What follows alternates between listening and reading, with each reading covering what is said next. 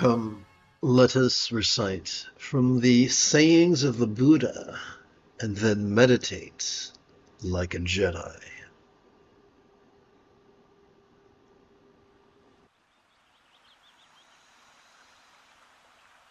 This early morning, let us explore the 8th chapter of the Dhammapada, which pertains to the thousands. Together, let's recite conversationally. Better than 1,000 hollow words is one word that brings peace. Better than 1,000 hollow verses is one verse that brings peace. Better than 100 hollow lines is one line of the way bringing peace. I'm going to stop right here. This is very important. As you've heard me mention, Sturgeon's law reminds us that 90% of everything sucks, including humans, including meditation teachers. What could that suckiness look like? Well, it looks like folks persisting in being rigid, fearful, superstitious, controlling, elitist, cryptic, competitive, and cruel. What's the problem with that? In the short term, if people try to manipulate us with fear, it might cause us to take superficial action. However, in the long term, it does great damage. The more we trigger our amygdala, the more we condition the neural pathways that trigger our amygdala, the more we will be controlled by fear and aggression, which is antithetical to the peace that comes from cooperating with our autonomic nervous system. And so this is a very important litmus test. Just as we would not expect that one could successfully make love in the name of virginity, similarly, we cannot frighten someone in the name of peace. That doesn't work.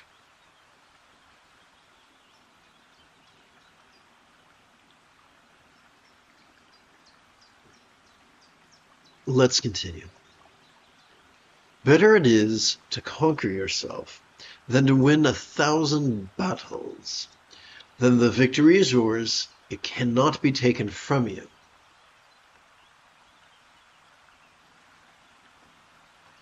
Not by angels or by demons, heaven or hell. Better than 100 years of worship. Better than 1,000 offerings.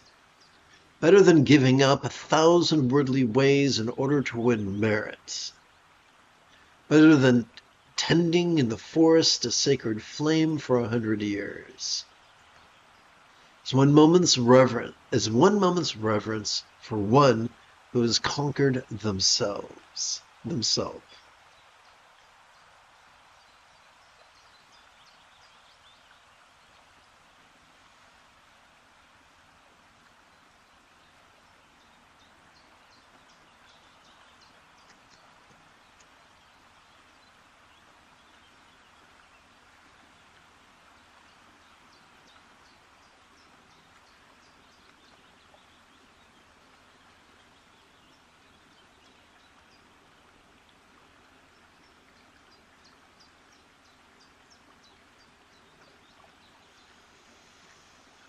To revere the archetype of such a one, a master, old in virtue and holiness. To have victory over life is to have victory over life itself, as well as beauty, strength, and happiness.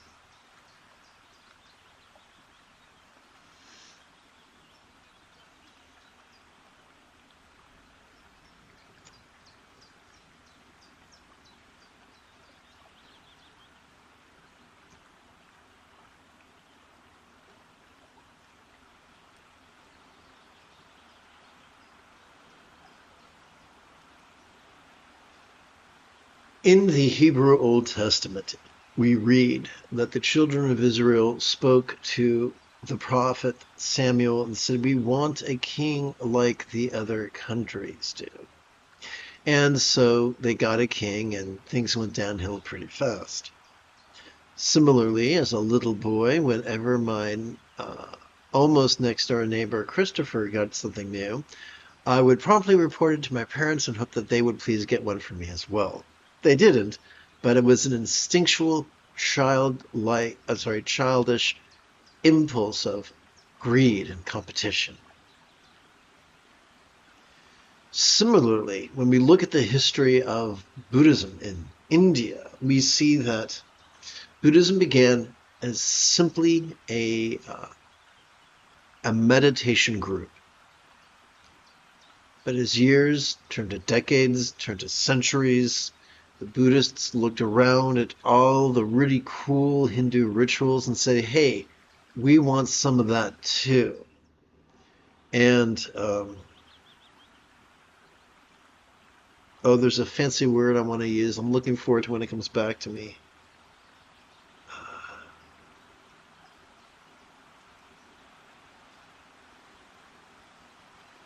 But almost in anticipation of this, it is said the Buddha warned against the need for ritualism, or against the need to propitiate gods and goddesses and pantheons and celestial protectors and the like.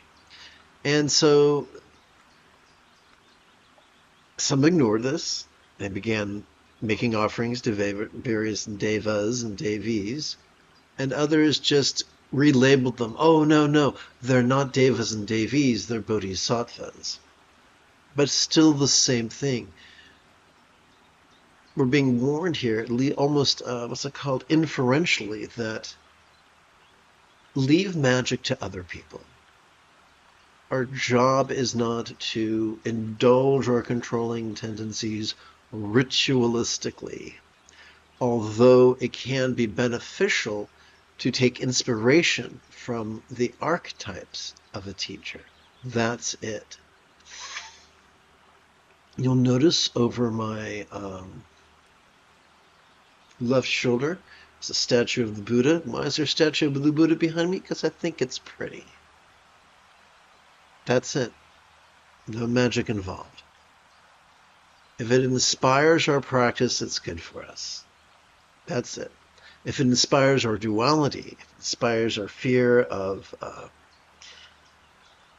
peril or pain or scorn or shame, if it inspires our greed, our craving for safety and pleasure and praise and fame, then it's probably less beneficial than we tell ourselves it is.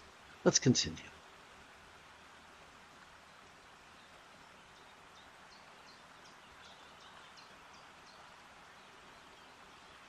I lost my place in my enthusiasm to yammer. Better than 100 years of mischief is one day spent in contemplation. Better than 100 years of ignorance is one day spent in reflection. Better than 100 years of idleness is one day spent in enthusiasm. There are lots of cranky curmudgeons who would say, no, we must gut it out. No. The fourth enlightenment factor is joy.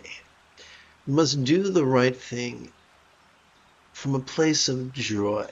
Otherwise, we're just metaphorically shooting ourselves in the foot. A lot of people think it's really awesome to be dour. That means you've renounced. But the Buddha once again taught that joy was the fourth enlightenment factor. There are people who get punished. There are monks who get berated for smiling. But the Buddha taught the fourth enlightenment factor is joy. We were conditioned to believe that people in authority deserve that authority because they're better than us and they're wiser than us. But that, sadly, is not always the case. Better to live one day wondering how all things arise and pass away. Nice rhyme. Better to live 1 hour, sing one life beyond the way.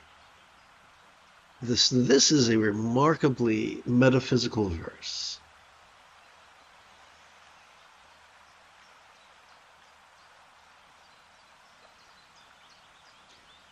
Anything good can be misused. Consider Jack the Ripper. He murdered people using medical tools. Great example. Consider, if you will, the original lamentation that Sturgeon shared with us, that 90% of everything sucks, that only 10% at most are flexible, loving, rational, laid-back, egalitarian, lucid, cooperative, and kind. The remaining 90% who are rigid and controlling and elitist have done a marvelous job of twisting the teachings, turning something beneficial into something harmful. And since most of us are not 26 centuries old, and we're not contemporaries of the Buddha, we kind of have to be like Indiana Jones. We kind of have to be like Sherlock Holmes. We kind of have to look, or Joe Walsh, if you prefer, over the Eagles, looking for clues at the scene of the crime, trying to figure out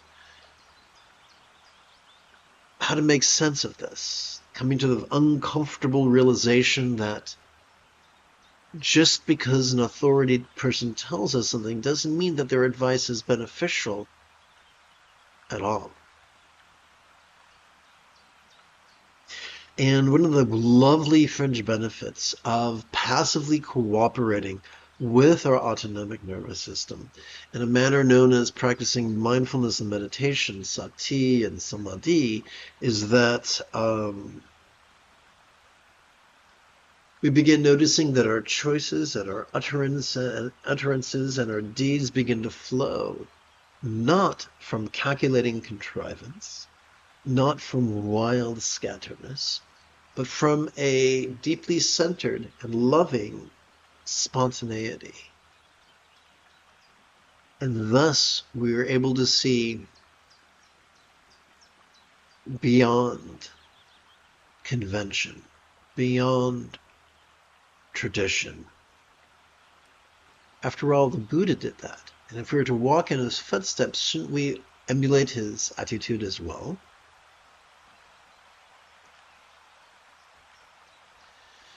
Better to live one moment, in the moment, of the way, beyond the way.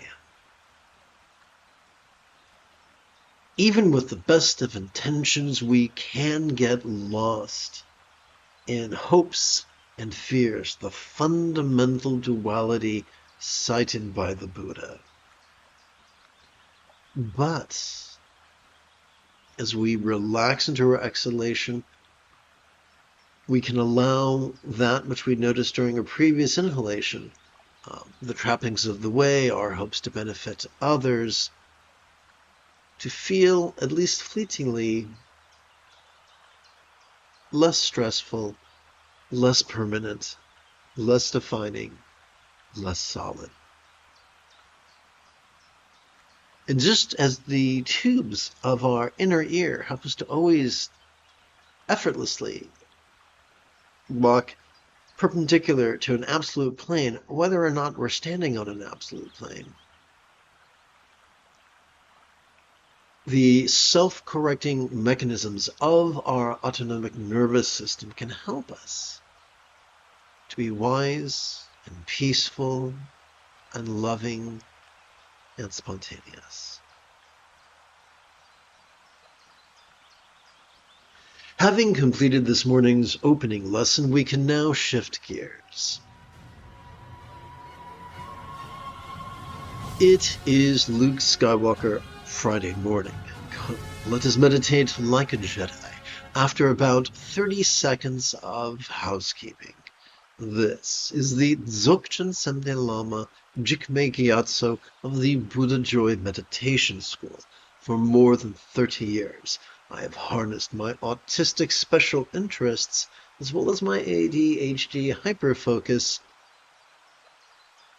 so that I could spend about 8 hours a day, almost every day, studying, practicing, mastering, and reverse engineering the teachings and techniques of each school of meditation so that I could become your personal, nerdy, neurodivergent guide to nirvana. Welcome, my friends, to meditate like a Jedi, which is made possible due to the generosity of viewers just like you. For the remainder of this morning's live stream, let us sit and breathe and watch and rest.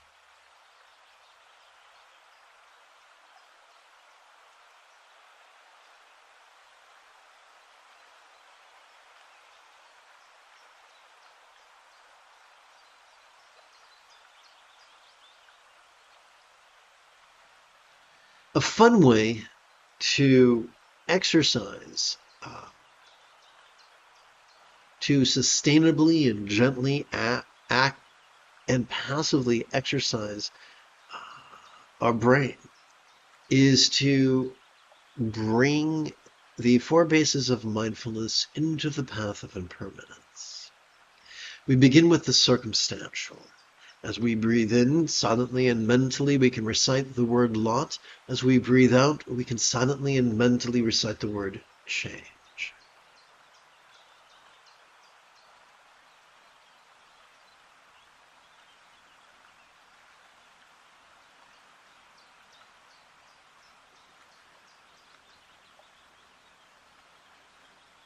No, it's not our job to believe, it's not our job to visualize. By simply playing with these words, vulnerably, passively, viscerally, randomly, and fleetingly, we passively allow them to do their work, lighting up various strands of neural pathways responsible for wisdom, and within the 3-pound supercomputer between our ears. We turn our attention now to the physical. Silently and mentally reciting the word form as we breathe in and the verb change as we breathe out.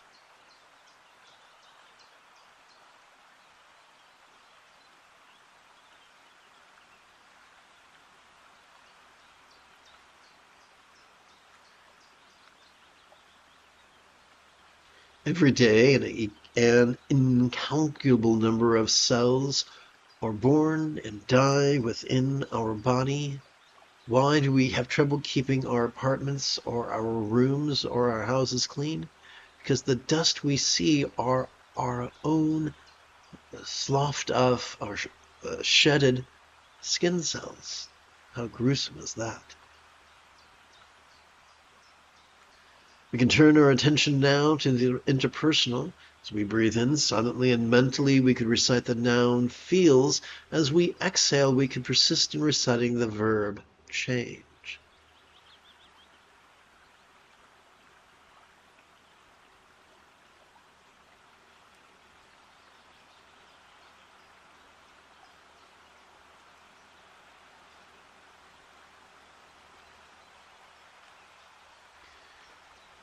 We can bring our experience of the mental into the path of impermanence. As we breathe in, we could silently and mentally recite the noun mind. And as we exhale, we could persist in silently and mentally reciting the verb change.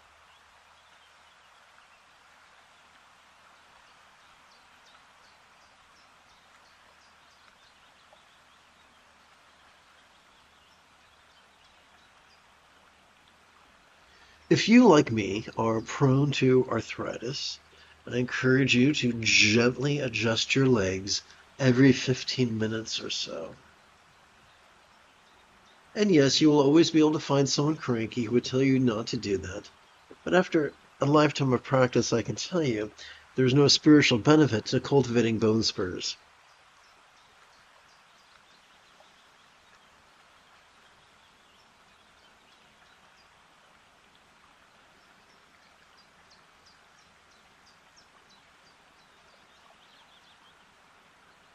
Mindfulness is simply vulnerably, passively, viscerally, randomly, and fleetingly watching mind's antics. The easiest way to practice it is to silently and mentally recite the verb watch every time we feel our chest swell with breath. Meditation is simply relaxing into mind's fleeting experience of non-graspability, and is best exercised by silently and mentally reciting the verb rest every time we feel our chest subtly sink as we gently exhale. So we use our breath not as something to concentrate on, but as merely a metronome, like the pendulum in a clock.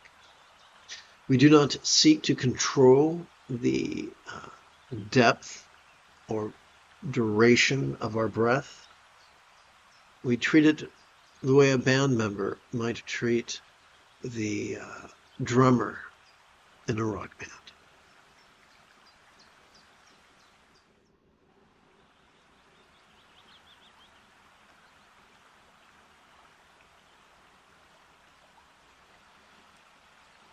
You are not alone. The moment you have a specific question about Buddhist philosophy or meditation, do not hesitate to type your question in great detail in the chat window, for I tend to check for questions sporadically.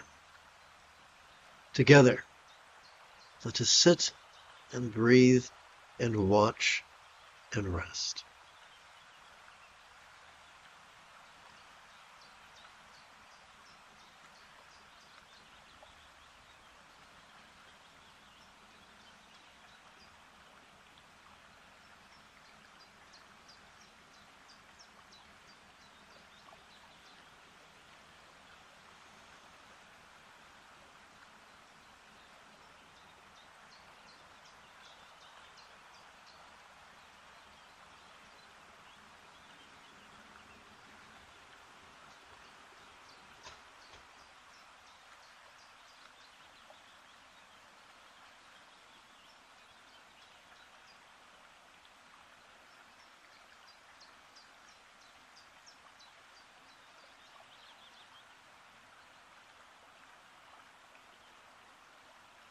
It looks pretty pretty when I clip my mouth shut and breathe out of my nose, but when my nose is congested, I can either asphyxiate or breathe out of my mouth like a glazed-eyed slack-jaw mouth-breathing knuckle-dragger.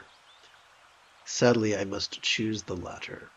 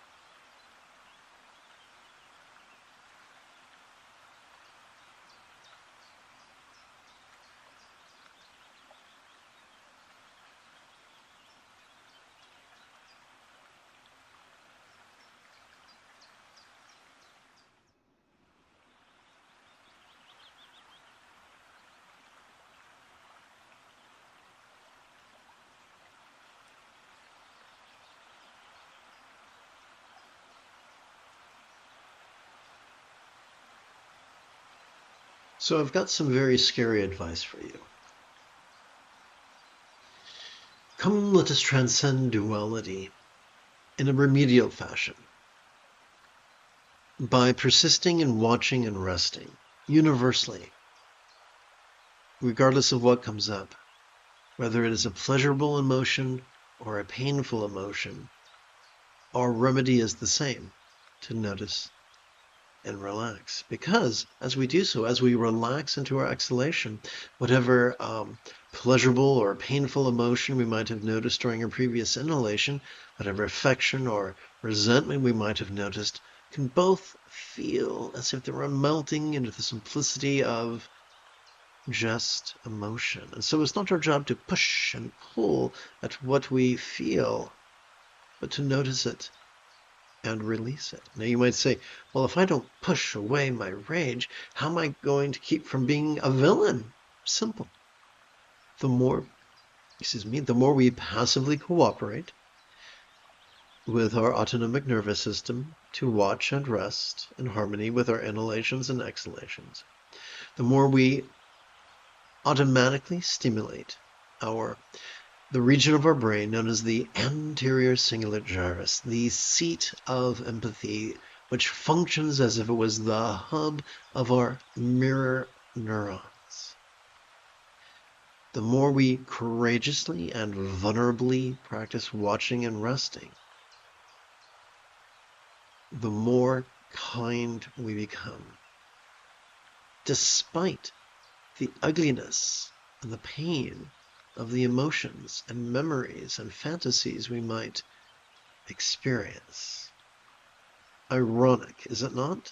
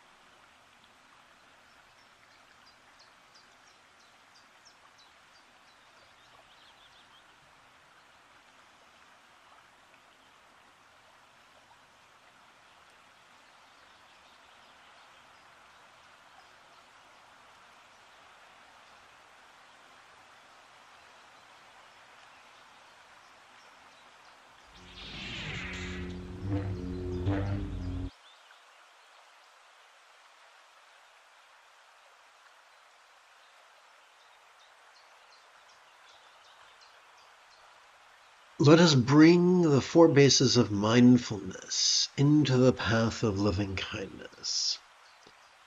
Beginning with, let's begin by bringing our experience of the mental into the path of love, the second fold of the Buddha's Eightfold Path. We do this not through visualization, not through contrived emotion, but by simply playing with words. That's how we stimulate the neural pathways responsible for empathy. During our inhalation, we can silently so let us lovingly wish profound joy for all minds of all beings everywhere. As we breathe in, we can silently and mentally recite the noun joy. As we exhale, we can silently and mentally recite the word all.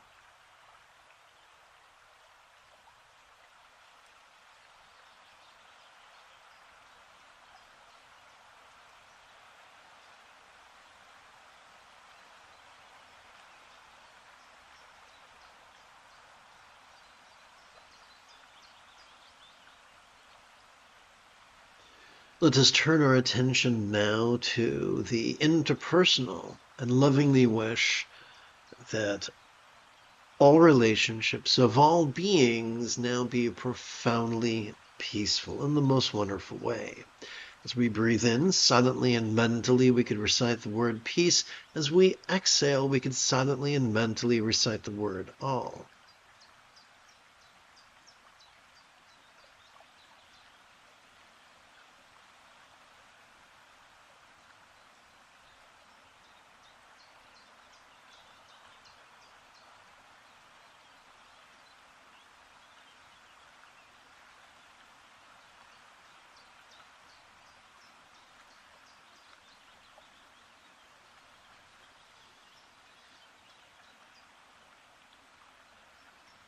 Let us bring our experience of the physical into the path of loving kindness by wishing, simply wishing, that all bodies of all beings everywhere be healthy. As we breathe in, let us silently and mentally recite the word health. As we exhale, let us silently and mentally recite the word all.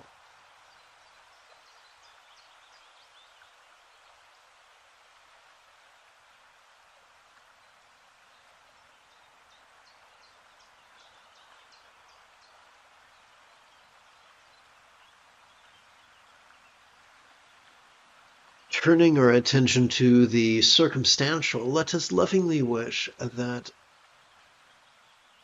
the circumstances of all beings everywhere be profoundly safe. As we breathe in, silently and mentally, we could recite the word safe. As we exhale, silently and mentally, we could again recite the word all.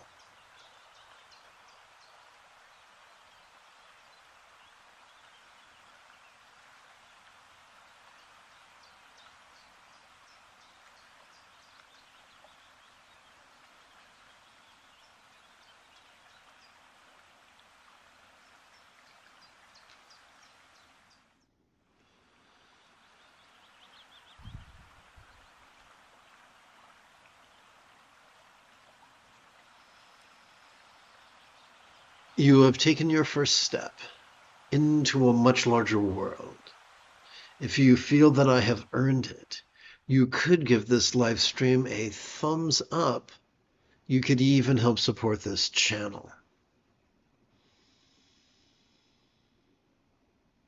In approximately 3 hours, I would very much like to return to lead today's brunch recitation as well as effortless meditation. And if you are as geeky as me, may the force be with you always.